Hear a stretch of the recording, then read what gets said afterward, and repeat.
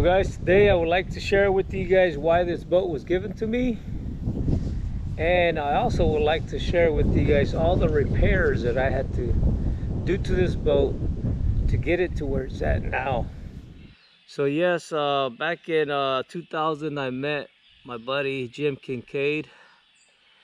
We started fishing together, and he's the guy that actually taught me everything about trolling for stripers. I learned a lot from him.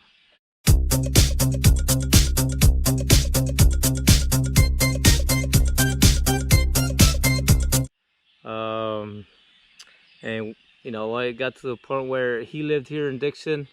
His family, most of his family lived in Montana or lived in Nevada. So we became good friends. He would come over to my house, special occasions, barbecues, on his birthdays. He loved my family. He loved my kids.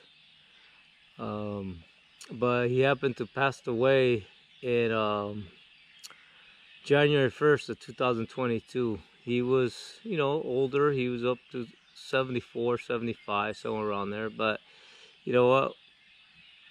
We always miss somebody that actually passes away, and you have so many memories. Not only fishing, but family memories. So yeah, when he passed away in January 1st, 2022, his dream was to get this boat running in the water.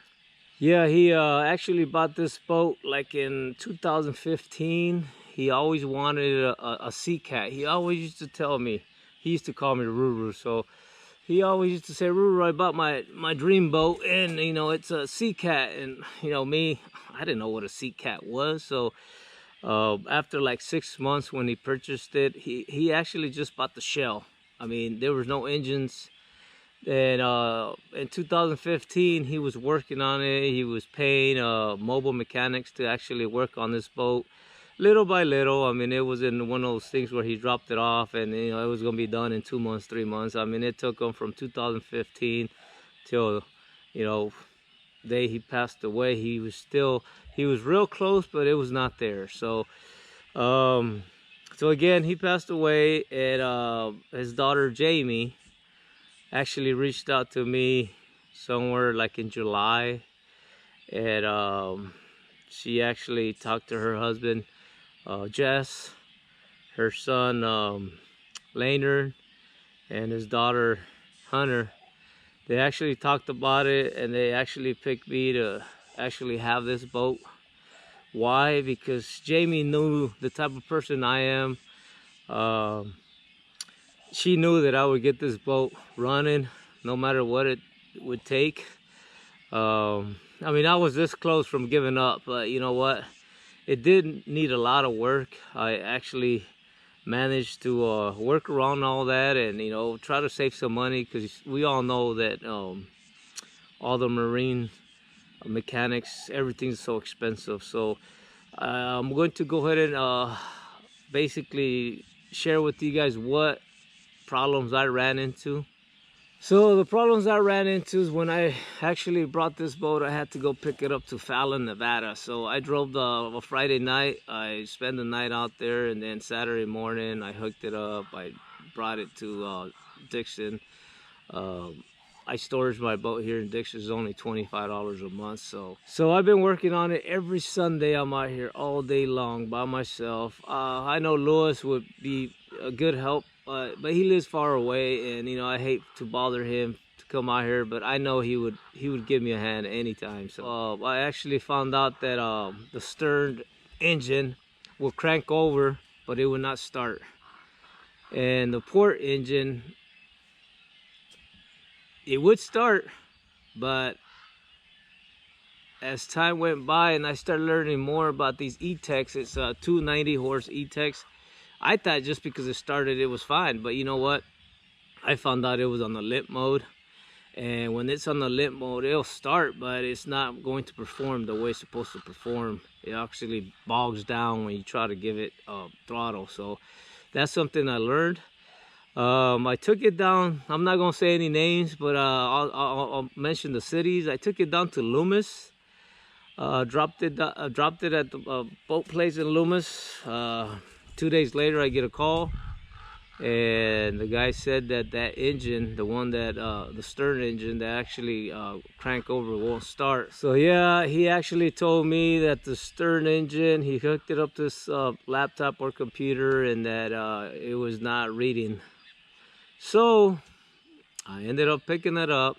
I ended up spending 2 hours, so it was $160 an hour, $320, and I come home and the same problem I was before I even dropped it off. So then I actually looked on Craigslist. I actually found there was an ad on Craigslist that they were selling 290 Everroots E-Techs with 300 hours, and the guy wanted $8,000 for both of them. I offered him $7,000. He said no. 3 months later goes by, he had sold one. Then I reached out to him, and he sold me one for $3,500. So I purchased it. I went to San Jose.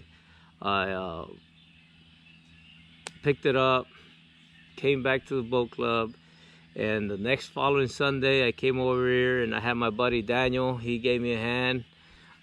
We actually installed it ourselves. We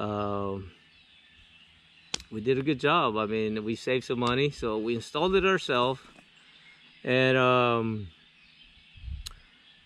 then I'm thinking, you know, everything's going to run right. I'm excited. We put it in the water, and both engines start. But again, I didn't know that the port engine, the old engine, was on a blimp mode. So we put it in the water. I'm excited. We're just actually trolling out there, you know, at low speed. And when I try to give it throttle, I noticed that the new engine, the stern engine, actually was going about 15 miles an hour. Then the port engine, which is the old one, it was on the limp mode, so it was going nowhere. So we turn around, come back, we put it on the trailer. Now I'm thinking, what can it be? So you know what, I don't know why, but things happen. I should have took the old gas out before I even did the test drive. So I took the 20 gallons of gas out of each tank. I mean, this gas was like orange. I mean, just like a orange juice. That's how bad it was. So yes, it was a big mistake I did, but you know what? It didn't harm anything. So I actually took all the gas out. I took it to a recycling place, put new gas in it, and I was done for the day. Following Sunday, I come out here, and I didn't want to go for a test drive, but I did put new gas in it. Now I'm dealing with this lit mode, you know. So I take this boat to Dixon, drop it off. Week later, I get a call, and they're just telling me, you know what, we can't find the problem. I don't know why it's in the limp mode. In the dash on the gauge, it said no oil. So that's why I was throwing it in a limp mode. So yes, I pick it up.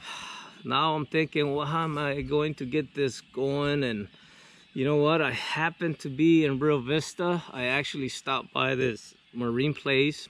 The owner, John, he's real nice guy. A real nice guy. He's the owner of a marine shop.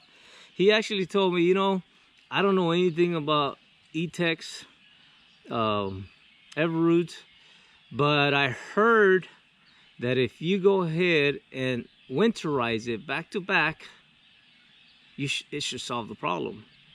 So I came back the following Sunday. I put it in the water and I winterized it back to back, and guess what? Problem solved. So I was kind of excited now. I'm getting ready to test drive the boat out there and see how it runs. So as soon as I do that, I'll make a little video and I'll show you guys that it's running. Once I find out that both engines are running, then I'm gonna go ahead and start putting money into it. Like I need to put I'm gonna go ahead and have it painted. My brother is going to go ahead and paint it for me, and then I need to buy the canvas that goes on the T-top. It has no canvas, so I'm buying that.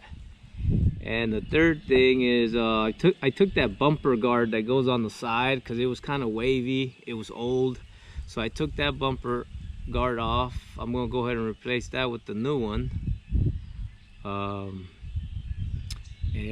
it's going to look real nice. So I'm kind of excited to get there. When I first got the boat, it didn't have no batteries. I had to buy 3 batteries. Batteries are not cheap. So on the front of the boat, it was missing. I kind of was looking at videos of sea cats, catamarans, and I noticed that on the trailer it had like a resting beam in the front.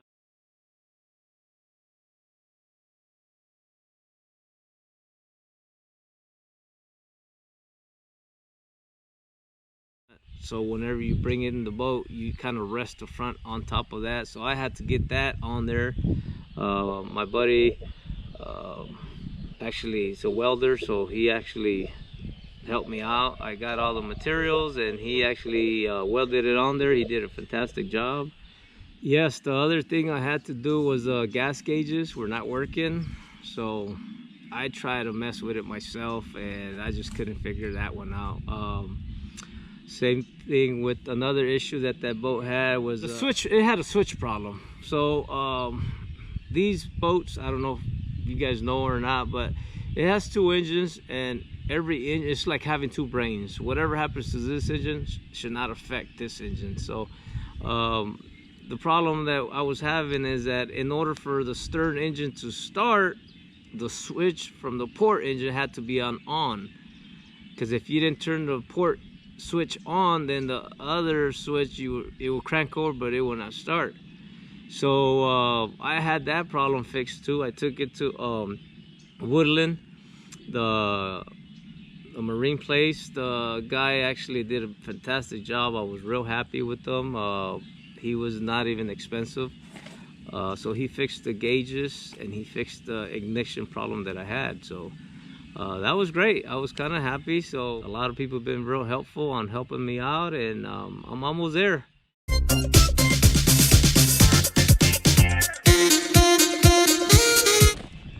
So I'm actually going to show you guys some of the stuff that I was talking about, and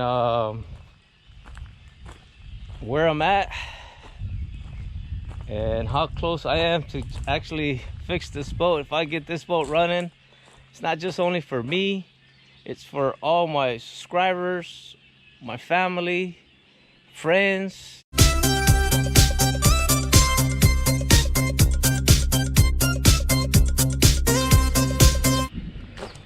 All right, so this is that bar I was talking about. See this? That was not there. My buddy welded it together. He actually put it on there, and that's what makes the front of the boat rest on here. And then you reel it up, tighten it up. Here we go. This is the bumper that I was telling you about. I took it off and I'm installing it brand new. And here's the engines. This is the port one. This is the old one. My brother actually painted the cowlings. He did a fantastic job. I went out there and I bought the decals, so it kind of looks brand new. Then this one right here, this is the one I bought on Craigslist, $3,500. I didn't do nothing to this. The only thing I did here was I changed the prop. It came with a stainless steel prop. It was a 19 pitch, and this one right here had a 13 pitch. So I had to match them together for the performance. So now this one has a 13 pitch and that one has a 13 pitch, and we're almost there, guys. This is what the boat looks like. Hopefully everything runs cool and we're all going to enjoy this boat out in the water. Once I get it painted,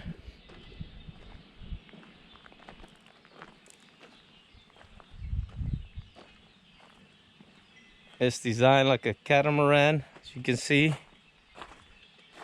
Water goes right in between. So all right, October 22nd, for the first time, me and my buddy Juan, we're gonna go out there and test drive my boat, make sure everything's where it's supposed to be. And I'm kind of excited because out of all this time I've been working on it, this is the first time I get to try it out. So hopefully everything turns out good and follow us out there.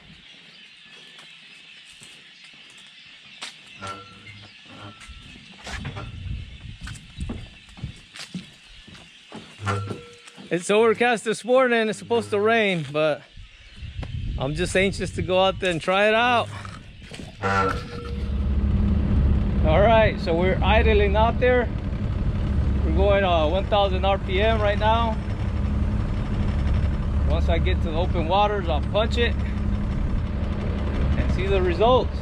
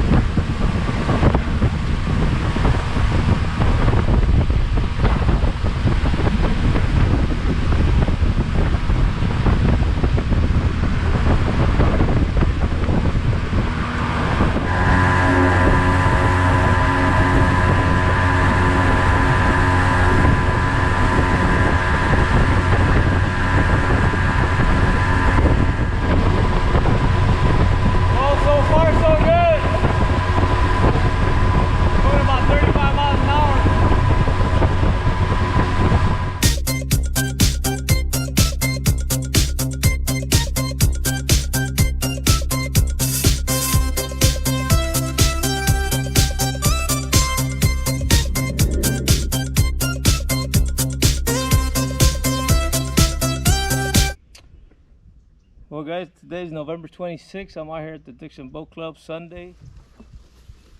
I'm installing Lowrance 7 reveal hook. So I'm doing that today. I'm also installing some stainless steel pole holders. And I'm also installing a ladder because just in case, you know, somebody needs to get on the boat because he's on the water for whatever reason, I have a ladder so it's easy access for the person to go in the boat. So yeah, I'm out here doing all this today, and then next weekend I take it to the shop to get painted. So my brother's gonna go ahead and paint it for me, so it's gonna look pretty cool. December 2nd, finally get to paint my boat. My brother is going to go ahead and paint it. He's been in the painting business for 20 years, and we're prepping it right now, sanding it down and getting it ready to shoot the paint.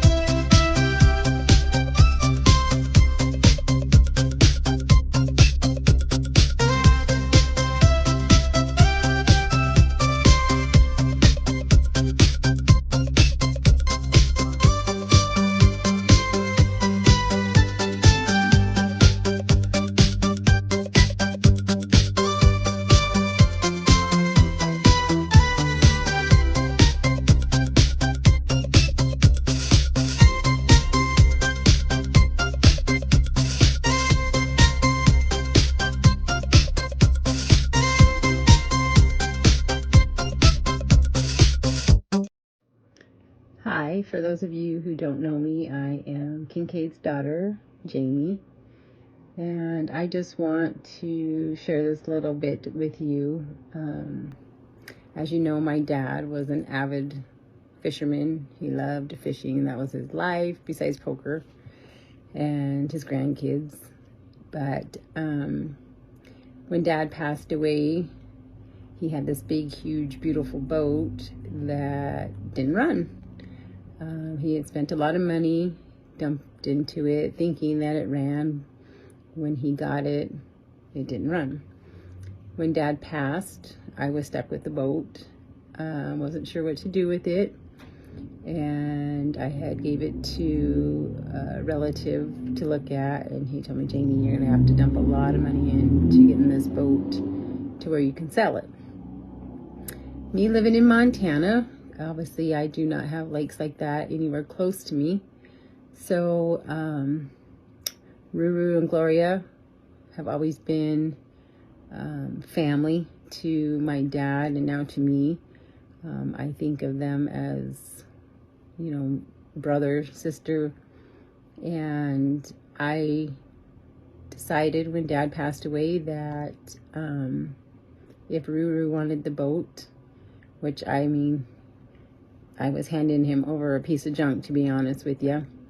But I was willing to give it to him if he wanted to try and do something with it. And I am speechless to say that, I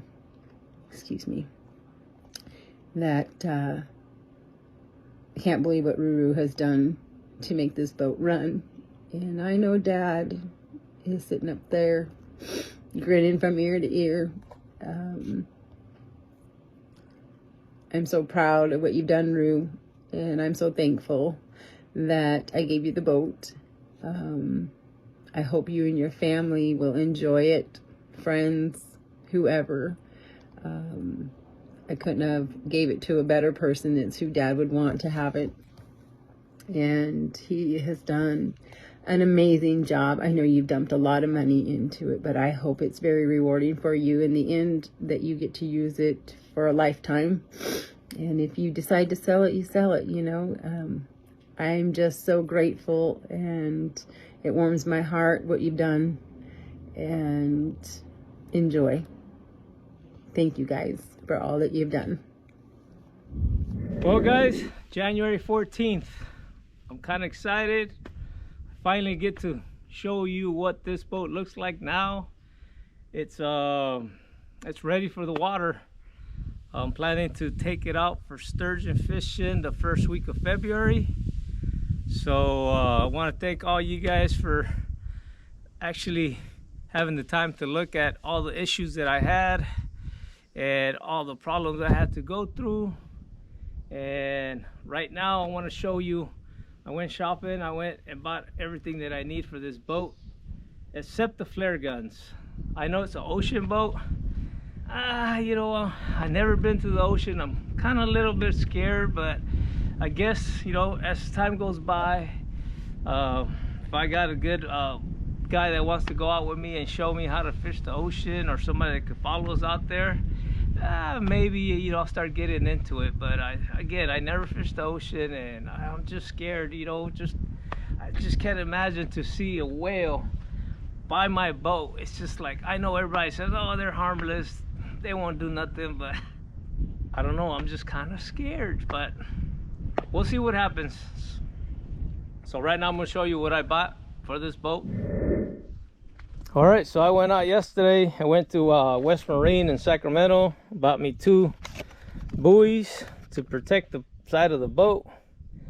I also bought black paint that I have to just paint the back a little bit. You know, it's just minor stuff. Don't have to do it right now, but I'll get to it. I got me a spare tire cover. I got me the signal horn. I got me a pack of life jackets. There's 4 in the pack. I got my personal one that I have in my boat, so that'd be 5. And then I got the floating device.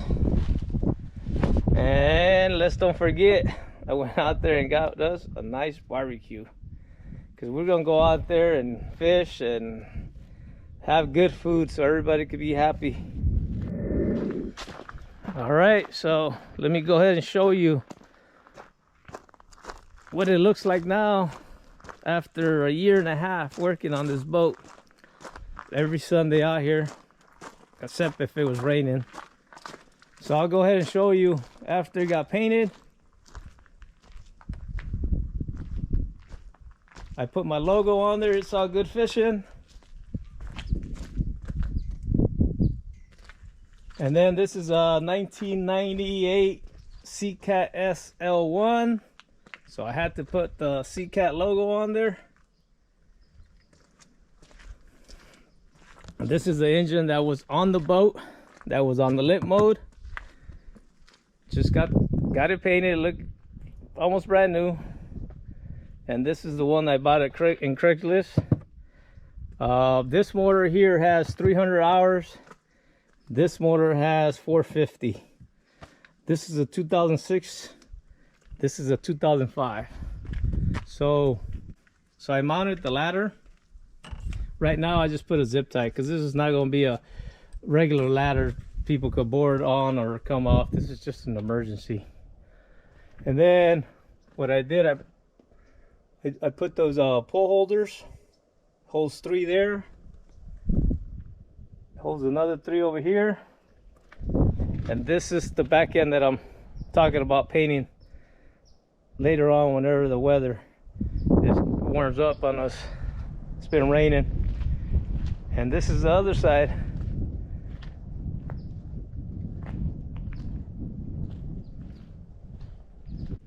So yes, it's ready to go out there and fish. This is what the inside looks like. I did the painting back in 2015. Kincaid had me paint the floor for him and I had to tape it all up. I did a pretty good job. But now I'm gonna have to, probably summertime, probably touch it up because it's kind of all beat up, but I know how to do it. So this is a compartment for the anchor. So that's the anchor compartment. Then we have another compartment here for storage. And then this compartment here is for all the fish that we catch. Right now I just got a tarp in there. I got a life jacket, some mats, battery charger. So yeah, that's a big compartment for all our fish that we catch.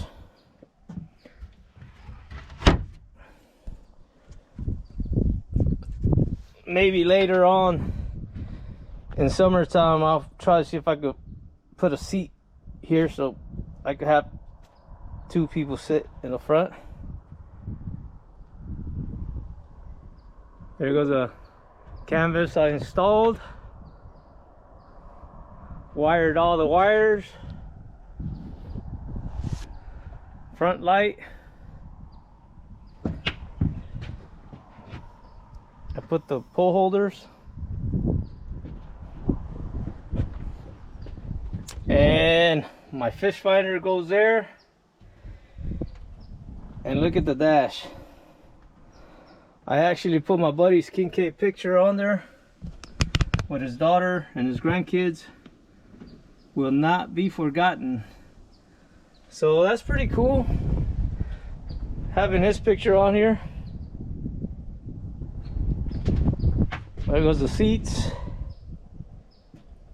These are the compartments for the gas tanks. There goes the battery. What the first battery? It has 3 batteries, so this is for 1 engine. And this is for the other engine.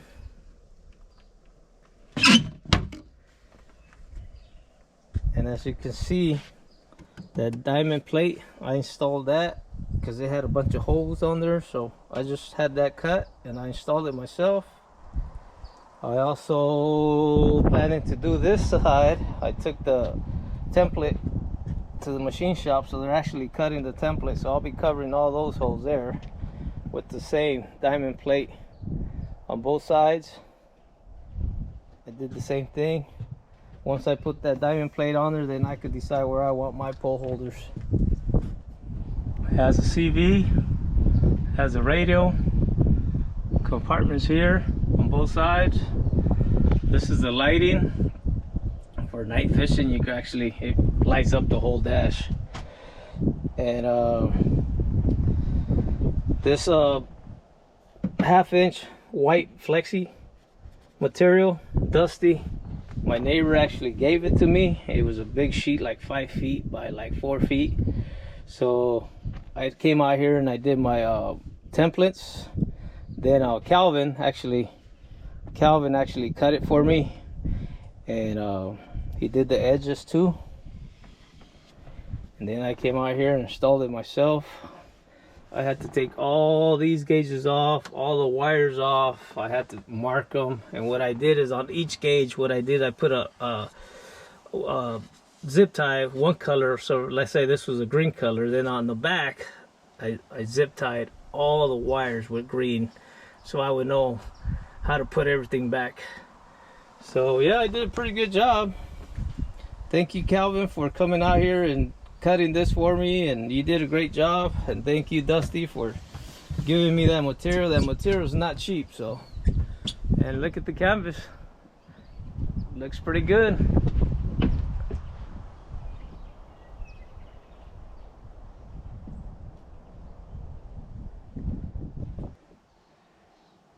So yeah, I got a Lowrance 7, and I also got a Scotty pop puller, so we could try for crabs. So I'm installing that also. We don't need it now. So I already got the rubber rail that goes on here. I just gotta wait for a 70-degree day, which I don't think we'll see one anytime soon. Probably somewhere in March, early April. Then I could go ahead and install it. I guess it has to be laid out on the concrete for about an hour so it can warm up, and then it's going to take 2 people to install it all the way around.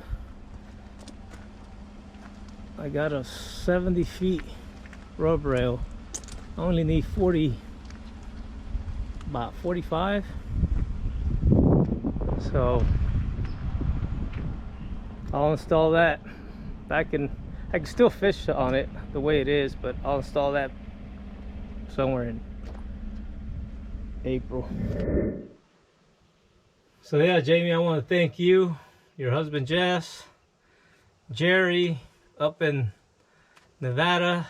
The day I went to go pick it up, he actually had everything ready for me, so I could just come, hook it up, and come back to California. So I want to thank all you guys, thank all my friends that actually came out here and gave me a hand. It was a journey, but you know what, we're here. So hopefully this boat turns out to be a good boat, and we go out there and have fun. Everything as of right now, everything's updated. License plates, registration, insurance, all the stuff that I need, floating devices, life jackets, and I'm gonna try it here in the Delta before I even take it out to the bay. I just want to make sure.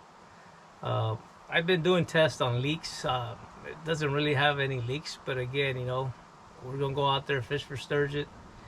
It'll be in the water, anchored for about 7-8 hours. Then I come back and see what I can see. I mean, it has 2 bilge pumpers, so they have a floating bilge pump. So in case any water comes in, it automatically they turn on. But like I said, I've been testing it, and I don't really see a lot of water going in it. But we'll see as time goes by. I just want to have it ready for halibut for Berkeley Bay. Yeah, guys, well, thank you for everything. I showed you my boat, so the engines work good. That was the most important thing I was worried about. I got it to where it's working good. That's why I start putting all this money into it, like the T-top and you know, a lot of stuff that I did to it. So can't wait to be out on the water, take my family out there, take my friends, take some of my subscribers out there, go for halibut. I want to probably start with about 4 people and myself, so total 5. Berkeley, you're only allowed 1 pole per person, so we'll give it a try. My next step is already about the live well. I just have to install it, but we don't need the live well till, I would say, probably about May, April, somewhere around there. So I have plenty of time to install it and have it ready, so whenever they start selling live anchovies out of Berkeley, and as long as this boat's working or my other boat's working, you're more than welcome to reach out to me and let's go out there and have some fun. Thank you for watching. It's all good fishing.